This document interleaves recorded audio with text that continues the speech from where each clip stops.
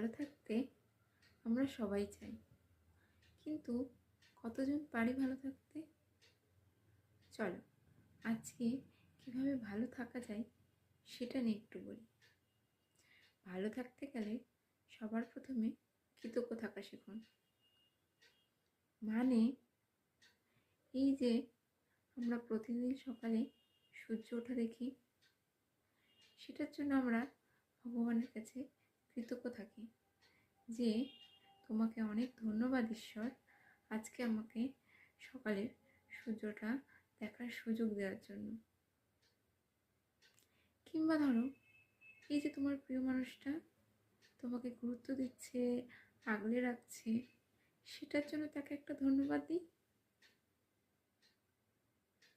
যে আমাকে এত সুন্দরভাবে আগলে রাখার জন্য তোমাকে ধন্যবাদ। আবার আমাদের মায়েরা যে আমাদের জন্য ভালো ভালো খাবার তৈরি করে দিচ্ছে, সেটার জন্য মাকে একটা ধন্যবাদ দাও। আমরা কৃতজ্ঞ থাকলে আমাদের জীবনটা বেশি করে উপভোগ করতে পারবো।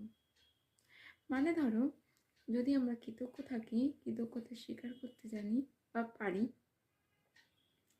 তাহলে আমাদের জীবনে কি কি আছে সেটার গুরুত্ব বুঝতে পারবো। আর যখন আমাদের ভালোর গুরুত্বটা আমরা বুঝতে পারবো, তখন কি পাচ্ছি না সেটা না অনেকটাই ফিকে হয়ে যাবে। আর জীবনে যখন ভালো জিনিসটাকে পাবো, তখন আমরা ভালো থাকতে পারবো। আর জীবনে ভালো থাকাটাই আসল কথা। তাই প্রতিনিয়ত ছোট ছোট বিষয়ে আমরা যদি কৃতজ্ঞ থাকি, তাহলে আমাদের মনটা অনেকটা প্রশান্তিতে ভরে থাকবে। আর আমরা সহজেই সুখী হতে পারবো আর ভালো থাকতে পারবো। তাহলে আজ থেকেই শুরু করে দাও কৃতজ্ঞ থাকা, দেখবে ভালো থাকবে, সুখী থাকবে।